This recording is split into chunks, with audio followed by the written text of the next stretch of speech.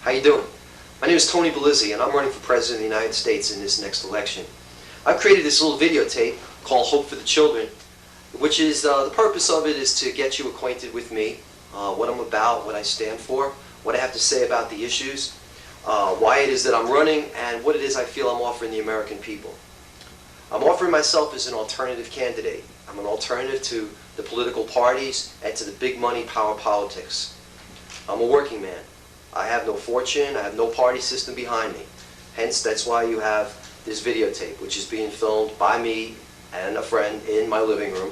And there's no special effects, there's no Madison Avenue, there's no Hollywood. It's just me talking to you, person to person. What you see is what you get. I'm a serious candidate. I am prepared to mount an intensive and a thorough national campaign. I realize that there are great odds against me. I also have a lot of faith, and I believe in the desire of people like yourselves to make informed, responsible decisions towards improving the quality of life and leaving the world better than the way we found it. I'm running because there's too many of us who feel that things are out of control and that the people who are in charge don't have a clue about what to do, and that the average person these days feels left out, feels powerless, and unable to make a difference. I also want to say that I realize that I'm beginning this campaign relatively late. That doesn't mean that I'm running on a whim or in response to the current campaign situation. I've had this inner inspiration to run for president for over a year now, and I've spent my entire life preparing for this, and very intensively so in the last year. I have no think tanks behind me, and nor that I just whip up the ideas that I'm going to present them to you. I have been working on the formulating of this tape for some time, and for the formulation of my campaign for some time. Why am I running? Very simply put, it has to do with the title of the video, which is Hope for the Children. I've worked with young people for a very long time, and my goal is to spread throughout this country a ripple of hope for all people, but especially for these young people. And if through some way this campaign does spread a ripple of hope across this land, across this planet, then I'll be happy, and I'll be being true to the vision that I was given on what to try and spread through this campaign. I want to dedicate this campaign to all of the young people that it has been my privilege and my pleasure to work with through the years. This is what I got to say about what the issues are and what my specific approaches towards them and proposals are. First, the area of economic justice. I think it's pretty safe to say that whatever powers there are in Washington are all set to unleash whatever forces are needed to stage the appearance of an economic recovery around Election Day so that things look good for the incumbent president. And he'll be re-elected, which I don't think will happen, but it'll also steal the economic issue away from the rest of the candidates. I want to hope that everybody will vote for much more than beyond, will vote beyond their pocketbook and beyond their wallet in this campaign. The issues at stake is so much more than just about economics and how much money we have or don't have. Yet, even though I believe that, I believe in the area of economics, there's some big changes that have to be made. And the biggest changes that have to be made have to do with the area of what I call justice. Justice in economics. It's been said that if you want peace, you've got to work for justice. And what I want to say is that there will be no peace in this country as long as our economic system is violent. I believe that our economic system is totally greed-based. And what has happened in the last 12 years is that the gap between the rich and the poor has widened. The rich have gotten richer, the poor have gotten poorer, and the middle class in the middle has gotten squeezed to death. It's really a form of war, and it's turned our country into a war zone. Those who have something are scared they're going to lose it, and those that don't have very much have been very scarred by this whole thing. This is not my theory. The facts back it up, and the lives of millions of people back this up. I want us to move as a country beyond the trickle-down theory. The only thing that's been trickling down is a spirit of meanness, and it hasn't been helping people. These are my specific proposals when it comes to the area of economics and of creating a more just economic system in this country. First of all, I want to propose that there will be no taxpayer savings and loan bailout. I mean, the whole thing is ridiculous. We didn't cause this, so why do we have to pay for it? They're proposing that the taxpayers should bail this whole crisis out to the tune of $5,600 for every man, woman, and child. $5,600 that we don't have. It's not fair. The way I propose to deal with this is that we don't take it lying down. I want to know where the government was when all this was going on. And I want a total roundup. I want to know who was responsible for this and who looked the other way while it was going on. full accounting of everybody, and I want them in jail. And I want them in jail together. And my proposal is that they be locked up in jail until they can find a way to make back all the money that they took from us. And return it back to the Treasury. And basically tax the fortunes that were made, and basically do whatever we have to in the system to ensure that this kind of thing never happens again. No more dirty money in politics. I want to eliminate the deficit. Every single thing to be done to eliminate the deficit. Basically, responsible people, responsible governments, responsibility is you pay your bills.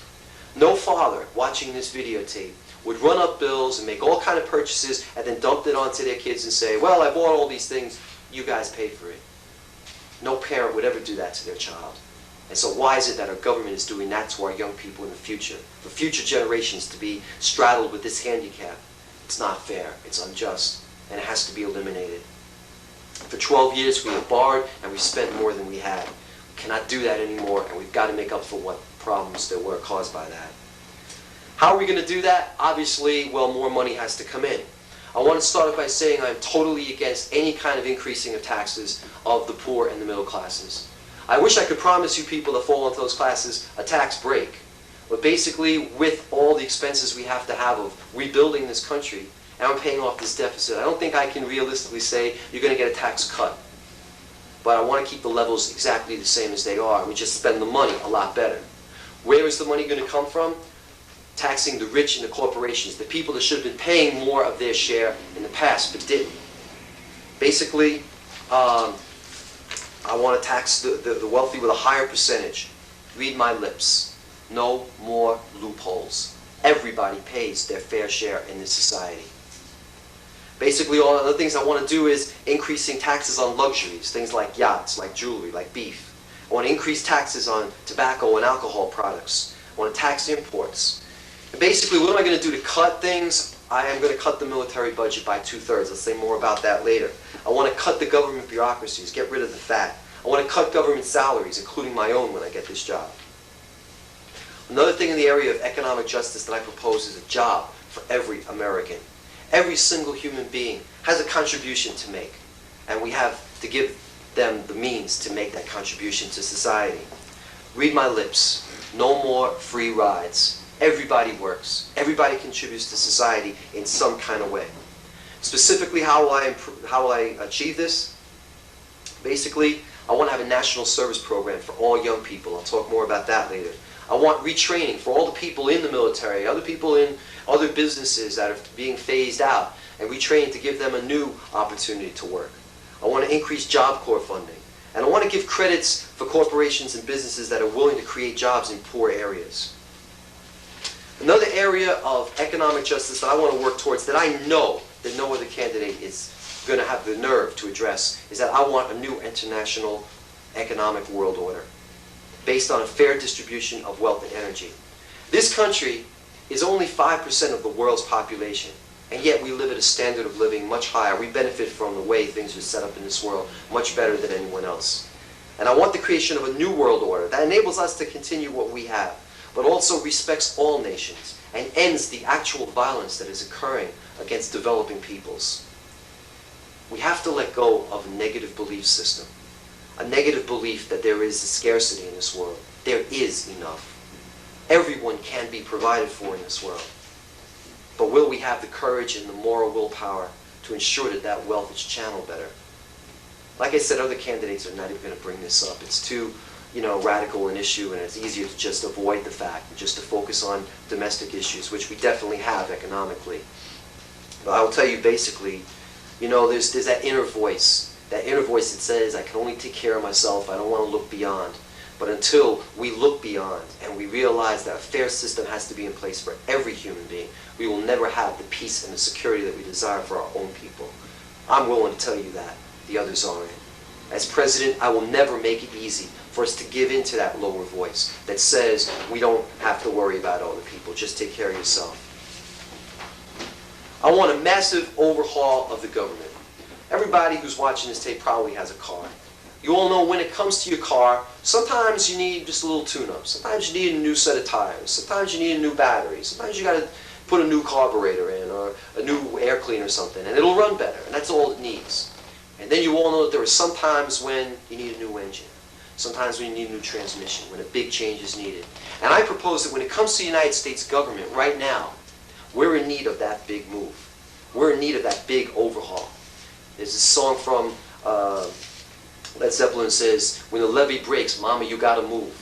And basically the levee is broken and we have to move. We have to make significant change in our government right now. We have to ask ourselves, whose government is it? And to realize that we can't get there from here. The government is supposed to exist to serve and to protect people, all the people, not a powerful and special, influential elite.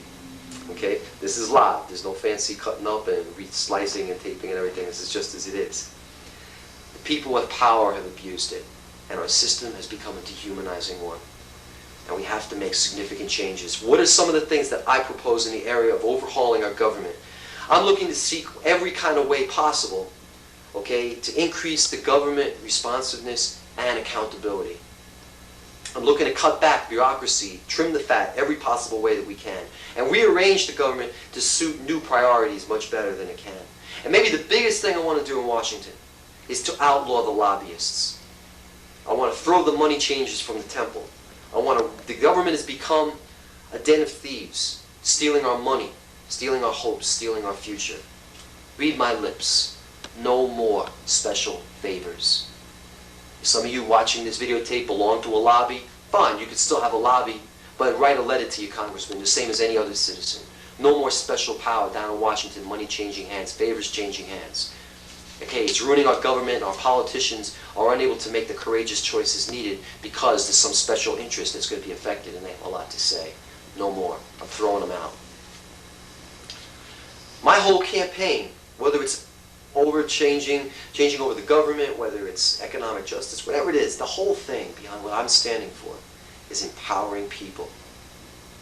This whole campaign that I'm running is all about taking back our government. It's all about taking back our society. And if through this campaign one more person gets involved and tries to make a difference, then everything is worth it. My whole campaign is saying that we, the little people, are worth something. We have something to say. We have something to give. And now we've got to do it. So this, what I'm offering people, is a true people's movement, not like some other people. What I'm calling this campaign is like an underground railroad to freedom, and an underground railroad to a better life.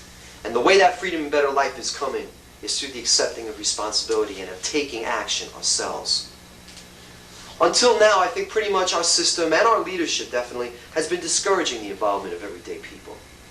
People feel hopeless. People feel isolated. People feel powerless. Like I said, this campaign is to encourage people to get involved and to say, don't surrender to the machine. The world these days in Eastern Europe and other places is trying on democracy. In most places for the first time. And we're like the big boys on the block. They're looking to us. How does it work? And when it comes to democracy, when it comes to freedom, the saying that goes for our bodies, which is use it or lose it, applies to this also. We've got to learn how to use our system all over again and not to leave it to a few people in the government. We've got to get involved. We've got to overcome the tremendous apathy that's out there and get involved. As president, one of my main jobs is to facilitate people's involvement. I'm going to do this in a number of ways. It's hot as heck in this living room. I got to take this jacket off. How am I going to do this? I want to create something I'm calling national forums. What I'm proposing is that on a monthly basis, in every city, every village across the country, I will propose an issue. And I want people coming together in whatever settings there are, every city and village across the land, to think about and to discuss the issues and to propose solutions. I know other people are saying we should have an interactive TV process whereby things will be proposed on TV and you sit in your living room and you vote. I don't believe that technology is what we need right now. Bringing people together again, talking together, proposing solutions, learning from one another, and coming up with the best ideas through that collective brainstorming is what this country needs. And so what I want to do is propose these national forums. And I'm going to take very seriously every suggestion and insight that comes through from these discussions. And it will be considered by myself, with the cabinet, and with the Congress, and we'll take action on this. And I hope that by coming together to discuss these national issues, that will inspire people to come together at local levels, to begin discussing local problems, and to take solutions and to take action. involving people I'm proposing is that after I'm elected, I want an open application process for the cabinet. I want every American to feel that if they have something to contribute, okay, that they can apply for that office. Of course, I'm going to select the best person for these jobs. But what I want to do is not be predisposed to believing where that best person has to come from. See, what I'm trying to say is, I have a belief that we don't want to restrict where the contributions to the good of the whole can come from. I firmly believe that the guy driving a cab somewhere in this country, and I don't belittle him at all because that's my car, I drive a cab, but I believe that any person anywhere might have the answer to world hunger. And I want to propose an environment and a system in this country whereby those people can feel that they can make that contribution. It doesn't exist now, and I'm going to change that. Another way I want to mobilize people so that they can realize what power they have is through their consumer buying power. I want to be able to marshal people's consumer buying power to take action when it's needed. If there's a corporation that's not doing the right thing, that's not complying with environmental regulations, or is not being fair or open in their hiring practices, or is not doing the right thing in their developments with developing nations, or their practices, whatever, that we can mobilize people to boycott, to realize the energizing power that they have as buyers of products and as movers in the society. One of the biggest things I want to promote as president is to increase the spirit of volunteerism in this country. We've all got to get involved in our local settings. I'm asking every person in this country, what are you going to give to make this a new country, to make this world a better place? We've all got, I know it's tough. Raising a family, trying to survive, you come home, you're tired. But we all can give a few hours in some place. And every single setting needs somebody who is going to make the difference, who's going to tip the scales on the side of love and positive energy. That's what I want to propose regarding empowering people. The environment. I'll tell you a little story about my nephew. I was playing in the park recently with my little nephew, Stevie B. And we were playing around, he jumps up onto a bandstand. And he's up above everybody, and he climbs up there, and he's relishing his position up above everyone. He says, I am the ruler of the world. And so I'm looking up at him, and I say to him, so Stevie, you're the ruler of the world. What do you want to say to everybody? And he thinks for just a second, and then he gets it out. He says, everybody, don't make a mess. Little kid, feeding back something he probably heard his mother say a lot of times, and yet what terrific wisdom he has. That simple wisdom. Everybody, if we just listen to that, don't make a mess. This issue of environment wouldn't even be something big. Now, I don't get the sense from any other candidates that they're treating this issue of environment as big as I think it is. Of course, everybody's in favor of a good environment. We have the environmental president, we have the environmental governor. Everybody supposedly is in favor of a clean environment. And I'm no exception. Except I'm willing to define this as one of the major issues right now. Okay, it bugs the heck out of me that my children are really going to find it impossible to believe that you could once drink the water that comes out of a faucet. You know, I'm finding it hard to believe that that was ever once possible. Basically, everybody says they're for a better environment. What I'm asking you to look at is the broader picture, the broader vision of where each candidate is coming from. Why do I say that? Because the real problem is not the earth. The earth is not messed up. The people in it are. And the biggest problem with us people is greed. And so I'm asking you to look at the total philosophy and practice of every candidate. Why am I saying that? Because if you and I are busy recycling our newspapers, recycling our cans, recycling our bottles, but if the big guys are busy pumping bad stuff into the water and the air, we're doing our little share, but these guys are making the big problems. And if the government is operating from a philosophy of like power and might makes right and the big guys can do what they want, that is going to continue. And the significant cleanup that we want to see to make this world better for our kids and not worse is never going to happen because those guys have worked the system to make things stay the same so they can do what they want so they can make the big bucks. It's a disgrace that the rest of the world looks at the United States as a major stumbling block towards creating significant international agreements. So I'm saying when it comes to the environment, I'm in favor of every single thing that can be done to make a real cleanup happen. And if I am elected, I will do that. No corporation is going to get away with anything. I'm in favor of creating an environmental police force that will monitor everything. I'm in favor of every international agreement, because that's the level where it makes a big difference. What goes on in Russia or in Japan or in Romania, whatever gets kicked into the air in the Middle East or wherever, what goes around comes around. So international agreements are a key piece of this, and I'm willing to enact the strongest international agreements and total compliance in this country as well as every other country. I want clean energy. I want phasing out of our dependence on fossil fuels. I want a total commitment to energizing this country with solar power, 10% in 10 years. I want to eliminate, gradually phase out nuclear power. It's way too dangerous. I want to see reducing CO2 emissions by 50%. I want to see pesticide controls, not just here, but I don't want any company from this country shipping out to third world nations pesticides that are going to eventually come back to us in some kind of way and definitely affect those people even more. So again, when it comes to the environment, don't just look at what we say about environment. Look at what our belief system about power and about the purpose of government is, and see who will really be able to enact a significant cleanup in this world.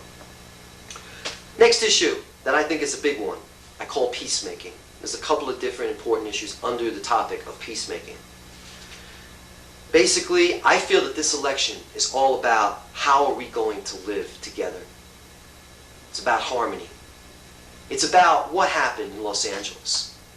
I think it's disgraceful that when the biggest riots in this country, in this century, erupted, that our president was nowhere to be found in the midst of that crisis. That he sent in troops and he sent in everybody else. But the fact of the matter is he didn't dare step in near Los Angeles until things had been way quieted down and the cleanup was well underway. And is that the position where a leader should be? The fact of the matter is he didn't dare go near Los Angeles and try and get those people to stop the rioting and try and correct that situation because he had no moral standing with those people, because he has not done a thing to lift a finger for those people through the years of his presidency and vice presidency. He has not been the president of all the people. And that is what the real problem is. Yes, he can propose this and that cleanup after the matter. Where was his heart and where was his energy before those riots occurred? And where was his involvement in the midst of it? A leader should be in with his people. And when there's a crisis among his people, he should be there. The fact of the matter is, under his leadership and the president before, okay, we've had 12 years of either negative action or neglect. And between those two, we have definitely created the atmosphere where not every American feels like they matter. We have created the illusion, okay, that not every American is equal and not everyone is important. The rhetoric has all been in place. George Bush and no other candidate, no one has ever said that. They all say the right things. But in the way we functioned as a government, it is definitely given that impression that not all Americans matter. You know why? Because it's beneficial to the powers that be, okay, to keep us divided, to keep us scared, to keep us scarred, to keep us suspicious, to keep us distracted while they go to the bank. Real national unity is not in the favor of people who control things. When I'm elected president, this is going to change. I will give every bit of my working time, every bit of my life energy to unite this country in the significant way that it needs to be united. I will be a president of all the people. I will not rest until every single American feels like they matter in this country, that they are cared for and they have something to give. I believe that we can and we will work together, and we can and we will live together. I want to apply every bit of national energy from the highest office in the land down to eliminating racism, to ending injustice, to send the message from the presidency on down that we are one family, we are one tribe. That's domestic. Internationally, I want the same principles applied. I want the principles of human rights to guide all of our actions regarding other nations. I will never stand for what has gone down about us granting most favored nation status to China while they do what they do to their people. We've looked the other way. Where are our standards? Where are our morals? We're the biggest and most powerful country in the world. Okay? Where do we stand? What do we stand for? And I will not rest until, as a president and as a country, we stand for a true commitment to justice, to peace, and to our common human rights. I want to see a greater empowerment of the United Nations. Nobody's really talking about this, but the United Nations was created with a very special mission. And if we can strengthen it, not just our country, but every nation being willing to give it the power that it needs and deserves to make a significant difference in this world, I think that'll be a great thing towards international peace and harmony. I want the United Nations to be strengthened so that it can implement and it can enact and ensure that environmental pacts are carried out. I'd like to see a planetary space program that the United Nations would oversee, where we would achieve all the dreams of outer space that we have, but not as one nation and nations working in competition, but one planetary space program. I want to see a planetary demilitarization, including reduction of nuclear weapons, and I want the United Nations to oversee that across the board. And basically, to come up with more creative means of peacemaking. I want to work unceasingly towards a total demilitarization of the planet. I want to do everything I can as president to eliminate war on an international level. I want to work towards a gradual and constant effort towards a total demilitarization of this planet. I want a planetary ceasefire. I want an end to weapons sales, and that's going to affect us because we sell a lot of weapons all over the world while we supposedly talk peace. And I want to cut in 2/3 military spending in our country and in every country on this planet, and do everything I can to bring leaders of nations together. That's what I want to propose, that every weekend at Camp David or wherever I get to hang out as president, that I would invite world leaders from large and small nations to come together and talk with one another, and to meet each other, and to become friends, and to understand what the plight of our countries are, the needs and the gifts of our people are, and to communicate in a real way and build a bond of working relationships. Another piece of peacemaking that I call is called respect for life. We got to end the violence at home. One of the biggest things when I talk to people is, what do you want to see happen? The biggest things I get told all over the place by all age groups is they want to feel safe again. People want to feel safe. They want their kids to feel safe. And basically what has happened in this country is that life has become cheap. Violence has become epidemic. And we've got to end this. We have the highest murder and rape rate in the industrial world. We are becoming a culture of violence. Compared to Japan, you're 10 times more likely to be murdered here. Compared to Japan, in this country, you're 208 times more likely to be robbed. One of the things that I am unique in bringing this to this campaign is a total, comprehensive, and a totally consistent respect for life ethic that I believe should be applied to every member of society from the womb to the grave. I am the only candidate with a consistent pro-life principle guiding all the positions that I've taken. Every proposal that I've offered in this campaign, whether it's regarding economic justice, whether it's regarding healing, peacemaking, environment, whatever it is, okay, it is this total respect for life that is the underpinning of what I'm talking about. One of the specific things regarding respect for life that I also want to say about is, how does it manifest in my beliefs? I'm against the death penalty. I'm totally in favor of society protecting itself from people who are dangerous. I'm totally in favor of life imprisonment with no parole. And these people should not sit in jail doing nothing. They should be making a contribution. They should be working for society. But killing people to show that killing people is wrong is definitely ridiculous to me. Another area that I want to say that I'm regarding, my position regarding respect for life, is that I am against abortion. I know that some of you who are listening to what I've been saying are in favor of that, but we differ in this area. You know, maybe we have total belief when it comes to the abortion issue. We don't come down on the same side, and I hope that you won't eliminate me and reject me in regarding this one issue, but I do feel very strongly about it. I want to say a couple of things. I'm not one of these self-righteous people. Okay, I'm not one of these people who hates people who have abortions and has a negative attitude. Some of the women that I'm closest to in this world have had abortions. I have no hatred for anybody that's had an abortion. I'm not one of these shove religion in your face kind of people. I am definitely as scared as anybody is of the prospect of government getting involved in the private affairs of people. I am not an anti-woman person either, an anti-feminist person. I'm totally in favor of women's rights. What I really feel is unfortunate is the tying of the abortion issue to the feminist issue. And I don't think they should be linked together. Yes, I believe in a person's right to choice, but I also feel that the right to life supersedes the right to choice, because if there was no life, we wouldn't even be discussing choice. So I understand that there are people that genuinely disagree with me on this.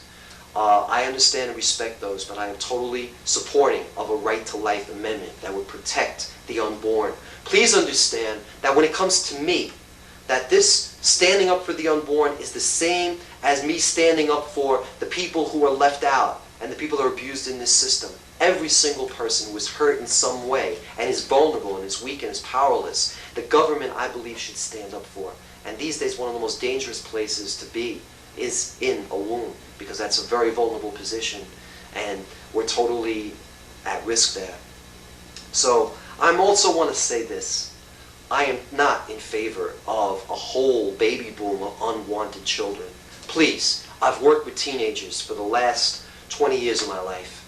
I've worked with many young people who felt unwanted. And there's no one more than me that hates to see an unwanted child. But we've got to make other decisions. I'm totally in favor of the government assuming its responsibility to educate young people and all people regarding birth control, and to take action to help people in this decision making, but not to make it easy to take a life.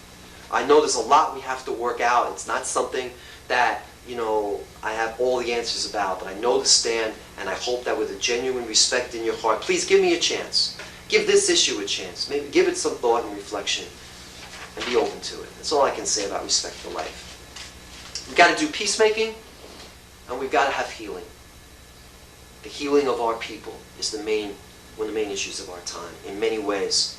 I believe that government should be a real partner in working to alleviate the suffering of the human family, both here and abroad. I'm saying that this campaign's real referendum is the question, how big is your heart? It's about compassion. It's about your answer to the question, who is my neighbor? I want to define for you in these next couple of minutes what I believe are the healing needs of our time, as I see them and where I stand. One area that I don't hear too much about spoken is the area of mental health. I believe we've got to do more to end abuse of all kinds in this country, physical, emotional, sexual. And we've got to make support services available for all people who are in need of healing. AIDS. 90 Americans die each day of this disease. And I believe that more has to be done. More has to be done in treatment, and more has to be done in research of a cure. I want to see a national policy regarding AIDS, a national policy that's comprehensive and that's based in scientific truth. Medical health care. 34 million Americans have no health insurance. I believe that there must be cradle-to-grave health care available for each and every citizen in this country. We've got to ensure that that health care system is the best, and we've got to cut the costs so that nobody gets rich off of this. That wouldn't be right. I want freedom of choice regarding health care, including natural health care. I want the inclusion of alternative medicines, especially chiropractic. And one more area of healing that I want to say is, and this is where I differ most significantly from any other candidate. You want to know what I say is the biggest issue of our time? Providing an end for starvation, for poverty, for disease, for homelessness, and all human deprivation. That is the most pressing need of our time. And I don't hear anybody saying that. Not to the degree that I am. As president, I promise you that I will work unceasingly to make government a full partner with every church, service organization, international organization, and every other government to bring an end to all suffering, both here and across the globe. This reality, I don't hear anybody else talking about. And that taking that action, I don't hear enough of. I mean, there are 2 million Americans who are homeless. There are 20 million Americans that go to bed hungry every night. 40 million human beings die each year on this planet of starvation. History is going to judge us. They're going to judge us on whether or not we cared enough to marshal all our talents and our energies to alleviate this suffering. They're going to ask in the future, how did they call themselves human beings? Just the way we look back when they had slavery, and we said, how did they call themselves human beings and treat other people like that? They're going to look back at us, and they're going to say, how did they call themselves human beings while allowing so many of their brothers and sisters to just not make it? I want to say something here. I'm going to say that we need not and we dare not choose between the people that happen to live between these man-made borders of the United States and people who live in other countries. There is enough to provide for every person who's suffering here and across. I repeat, there is enough. The question will be, do we have the courage, the guts, the creativity, the intelligence, the compassion, and the moral willpower to ensure that every single human being gets a fair share? That's the question. There's a song that says, "How do you sleep when your bed is burning?"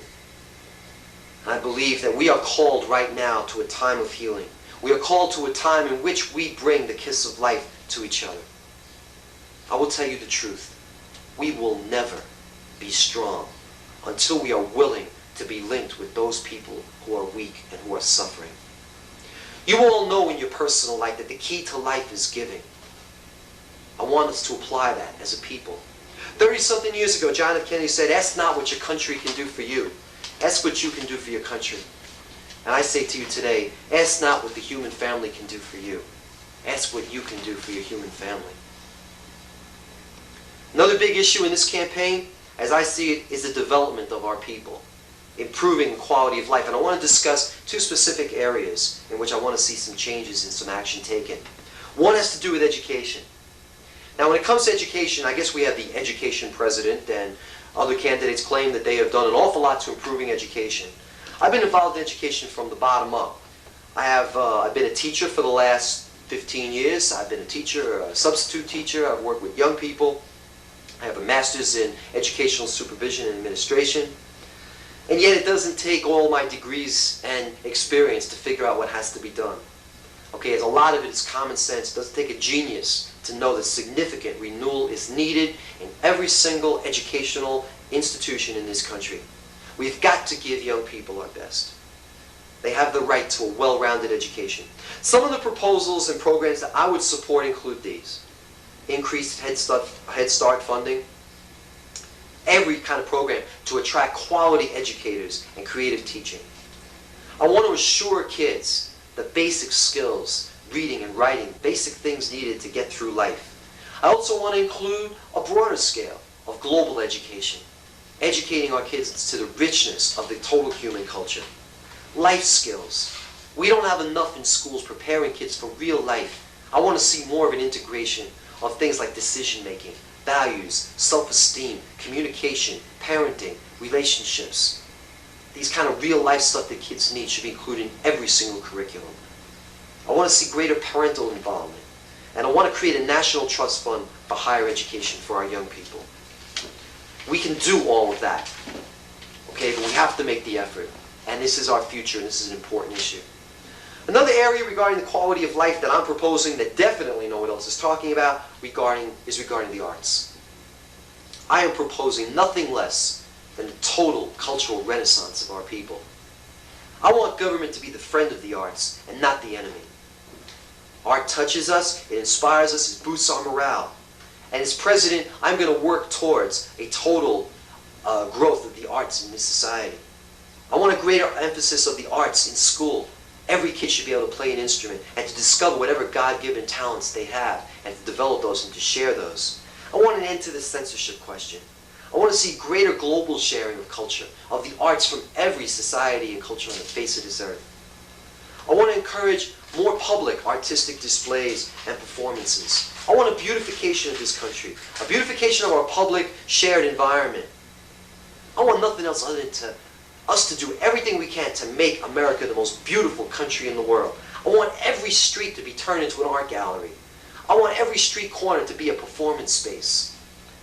I want us to end the destruction of property and get our young people, instead of destroying property, to create beautiful murals and paintings and everything everywhere. We don't need a lot of money to do this. What we do need is an application of our God-given talent and our energy and our creativity and our imaginations.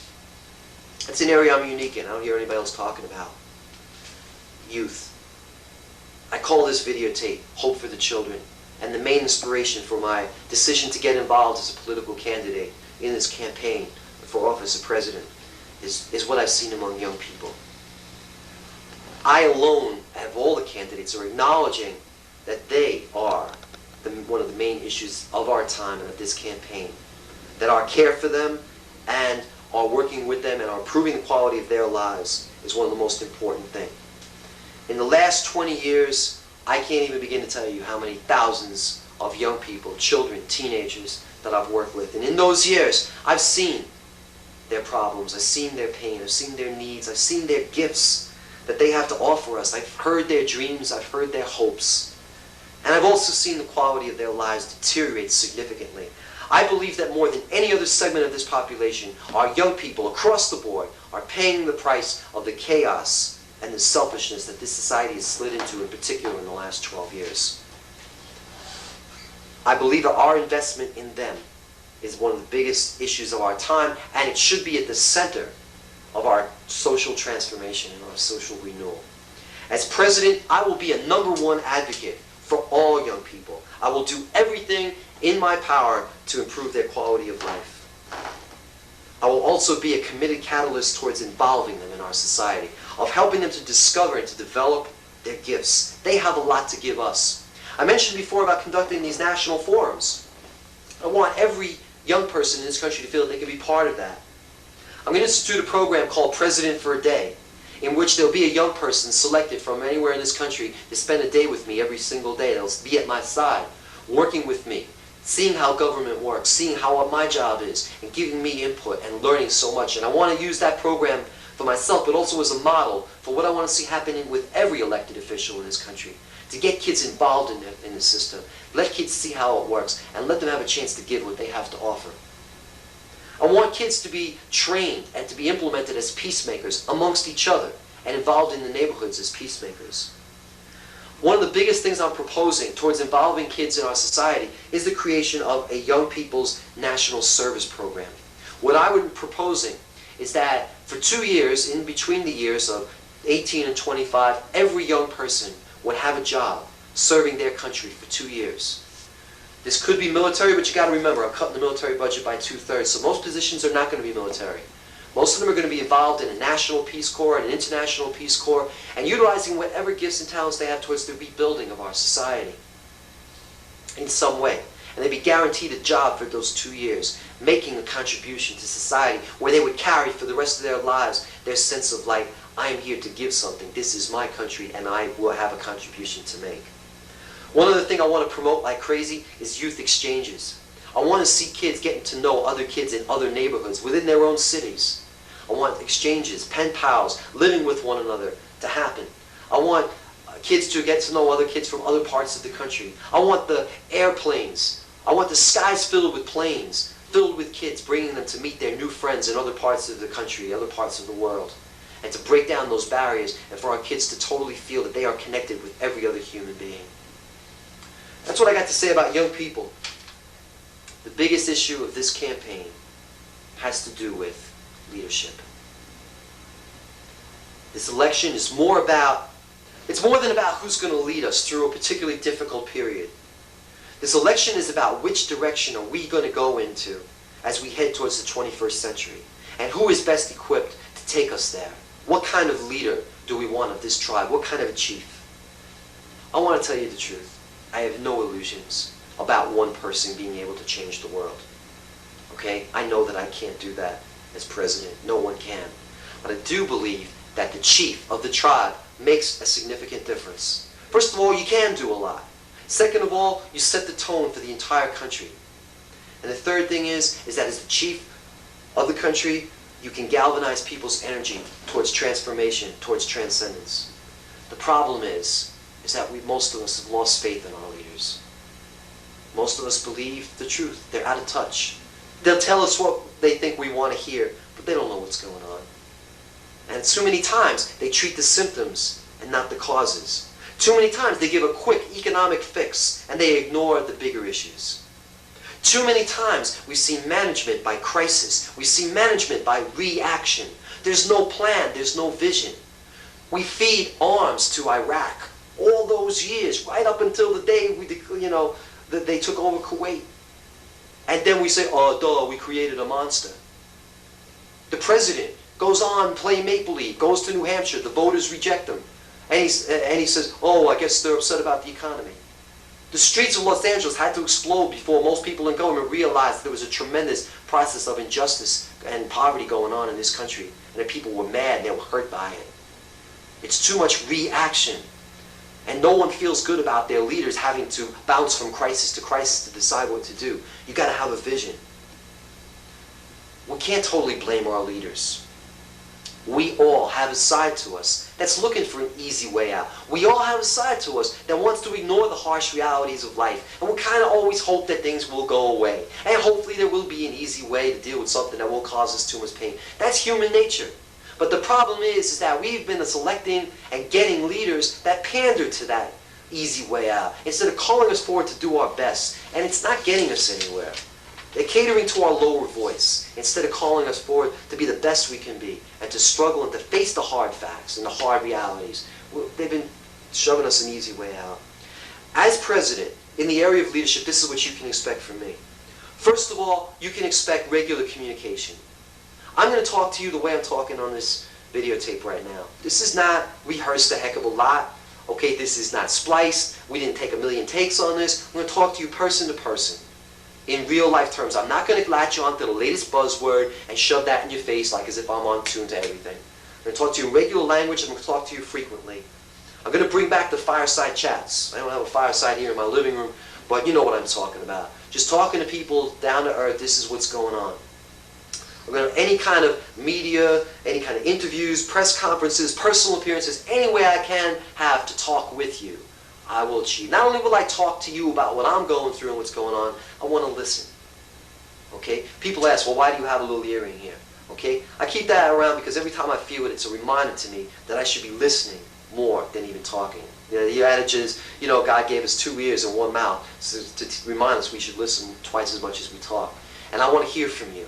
I will be that kind of president that from every possible way and arena that I'm set in, I want to hear from the people. The election is about vision. It's about how big is your world. It's about how big are your dreams. There's a proverb that says, where there's no vision, the people perish. And basically we're suffering as a people because I don't know where the vision is among our leaders. This superficial consumer culture that we've allowed to dominate our whole cultural way of life has broken our dreams. It's lulled us to sleep. It's either made us violent or made us comfortably numb. I say it's the end of the world as we know it.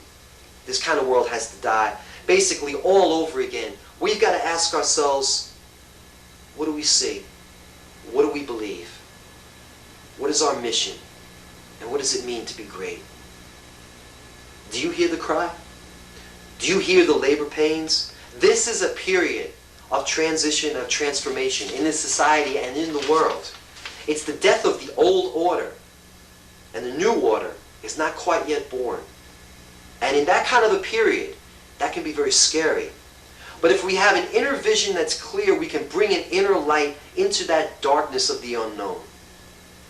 The purpose of my campaign is to set forth a visionary agenda for the 90s and for the new millennia. It is in this area of vision that I am the most unique among all the major candidates running for this office. I alone am defining these times as the turning point in our human race's destiny. I alone am defining the priority of a higher, global, and unitive consciousness tied to our tremendous labors, okay, as central to building a new age of humanity. I alone am pointing to the unique role of the United States of America in the development of the human family. I'm saying we're a microcosm of this whole planet. Every country, every society, every tribe on this planet has sent its children to live here in this land of opportunity. And what I am saying is that we are on the brink of our greatest opportunity. The opportunity as the children of the world to show the world the future. History is not going to care which society produced the most VCRs. Society in history will care very, very much about which people taught the world how to live in peace, and that we could do that. I alone am saying that our health and our well-being and the elimination of the hopelessness that we are seeing and pervading every aspect of life today lies in a broadening of our vision. It lies in the opening of our hearts. It lies in giving expression individually and together to passion, to truth, to the unity and the transcendence of life.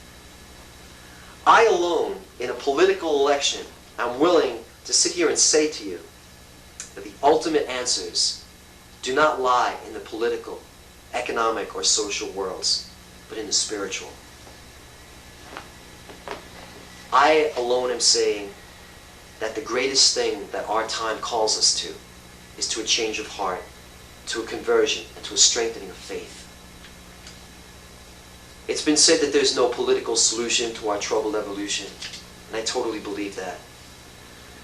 I believe that a renewal of spirit is the greatest challenge and the greatest gift of our time. I believe that these are days of miracle and wonder, and this is the long-distance call, to dig deep, to go beyond our self-imposed limits, to awaken to who we really are, and to what we came here to do in these lifetimes. This whole thing is about way much more whether than I get elected or not. I believe that what we believe comes back to us as our reality. And I say that it's time to let go. Time to let go of our obsession with vanity and of materialism, of corruption, and to let go of the cause of all of that, which is fear. You should be a little scared. If you've been listening to all the things I'm saying and proposing, you should be a little bit scared. You should also be saying to yourself, well, it's a lot of wild stuff, but I don't know if we're ready. I'm going to tell you the truth. In life, when you got to make the big moves, if you wait till you feel ready, you never do them. We're never going to be ready. We're never going to be sitting totally confident. We have to take a leap in faith. This whole election is a referendum on what is the religion of America. Is the religion of America love out of faith, or is it violence out of fear? It's been said that fear is the mother of violence, and it's been said that we have nothing to fear but fear itself, and I believe both these things are true. I believe that it's more significant than the instruments of power is faith in the future. I believe that the American people, if given a choice to choose between faith and fear, we will be open, and we will be vulnerable, and we will choose faith, and we will boldly go where no one has gone before. In this campaign, if nothing else, I want you to notice how the rest of the candidates talk to you. What do they believe about who you are? And what do they believe is the deepest part of you? And what are they calling forth in you? In our tribal life, political issues, cultural values, spiritual faith, everything is interconnected. The peace that we want for ourselves and for our kids comes from faith. It begins in the heart. And in faith, we can move any mountain. In this election, I want you to vote as if your soul depends on it. Because it does. I want to lead us to a stronger America. This campaign that I'm running is all about linking our visions guided by faith with the active power and the strength of loving. It's about never giving up. It's about putting your dreams into action. It's about rising out of a dark age into a new renaissance. And I say now is tomorrow. Read my lips. No easy answers. Anything that comes easy is not worth fighting for. And the path that I intend to lead on this country will require every bit of courage that any of us could possibly hope to find within and could hope for the Creator to give us. This campaign of mine is a war on mediocrity. I say we don't need another hero. What we do need is to learn how to come together and to share together and to enable the best in each other. I say that this campaign and the years that will follow, should you select to go with me and with the agenda that I'm proposing, these years will not be our easiest, but they will be our best. They'll be our best because we did it together. And you've all had the feeling of pulling together in a time of crisis, in a time of uncertainty, of making a difference by pulling, everyone's gifts together. There are people in this campaign that are going to try and scare you. They're going to try and tell you that me and these policies and these programs will weaken this country. And then we say, America first. I'll tell you the truth. So do I. The question of the campaign is, America first at what? The last 12 years, we've had government that has tried to tell us that strength, a strong America, comes from the military. And from a strong military machine and the ability to conduct warfare. And I say no. I say that real strength, and you know this, real strength comes from courage, creativity, intelligence, and adherence to the highest ideals. It comes from a commitment to unity and the recognition of our common vulnerability, our common woundedness, our common need for love. I will be a strong leader. I'll be a strong leader because I'm just a regular guy like you and I don't need this job. I'm an educator. I work with kids. I'm a performing artist. I don't need a political career. So I'm not going to be tied to it. I'm not going to be guided by polls. I'm not going to be guided by popularity. The bottom line is I don't care, if you don't like me. I'm not doing this for the job. I'm not doing this for your affection.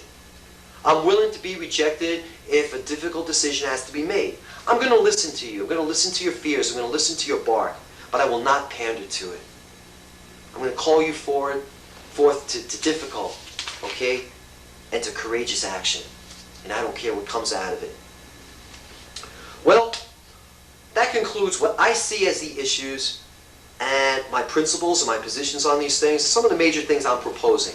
I believe that I've laid out the agenda for the 90s and beyond. Maybe you support most of this agenda. But maybe you feel, that voting for someone as inexperienced as me is still quite a risk. Of course it is. But it's a risk that I hope you'll take. I want to tell you what you'll get if you vote for me. What can I offer you besides what I've laid out? First of all, I want to say this. This is not a protest movement. We are not going to say, things are messed up and somebody ought to do something. This is a people's movement. We're saying we're going to do something. And I am willing to put myself out there and be vulnerable. I'm putting myself out there with no money. Okay, obviously, this is a home video. I haven't got the money to do this professionally. Okay, I have no money. I have no organization. I'm willing to be out there vulnerable as your voice. Second thing, the biggest shift that has to happen is that we've got to change this government into serving people.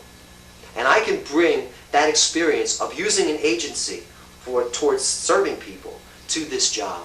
That's what I've been involved in my life.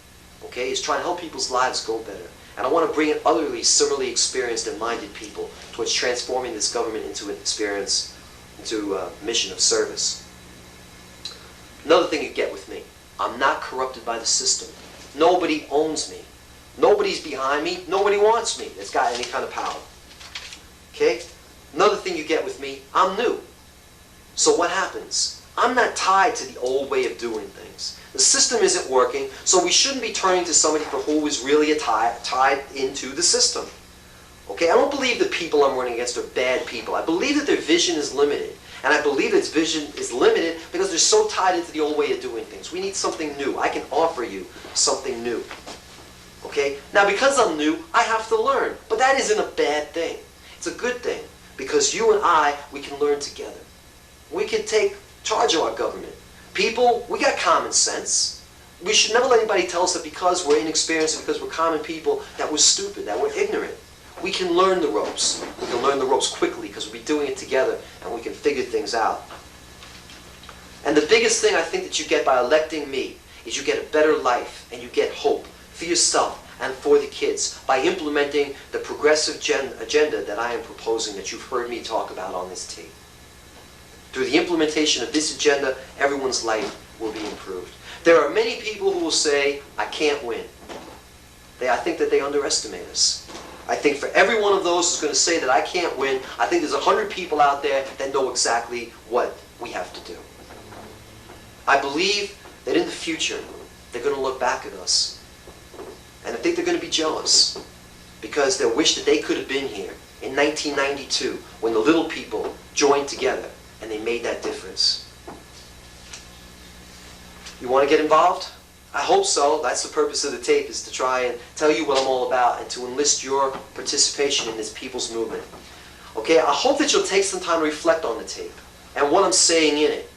Okay, it probably will take some time for you to really formulate, can you go with this and where do you stand on it? I want you to take time, first of all, to think about it. If you decide in your heart that you've got to be part of this, this is what you can do. First of all, realize it's a people's movement. It's coming from the grassroots, from the bottom up. So what do you got to do? You got to take this tape, you got to take your VCR, go to your family members or your next door neighbors, and you got to borrow another VCR, buy a cable, you got to make copies of this tape, and you got to get it out to everybody you can. Okay, make copies for your friends, make copies for your family. All right, and distribute it as much as you can. You got a copy of my campaign flyer. Okay, I want you to make copies of that. Spread them around like crazy. Get people together in your living room. You know, discuss the issues. Discuss the tape. Let them watch it. Talk about it. All right, get people together. If you feel inclined, send a copy of this tape to local media. Get these people open to and informed about me and the campaign and what we're all about. The more tapes they receive from people like you, the more they'll know that this is a serious movement. Okay? Another thing you could do is I'm making 2 cross-country treks. I'm going out July, August, and I'm going out again September, October, across this whole country. I will go and speak wherever I can. What I'd like you to do, if you have a chance or you have the opportunity or the connections, set up an event. Set up a rally in your neighborhood, or your school, or your church, or your civic association, or your living room. I don't care. I will go to anybody and I will speak with anyone and I'll listen to everybody.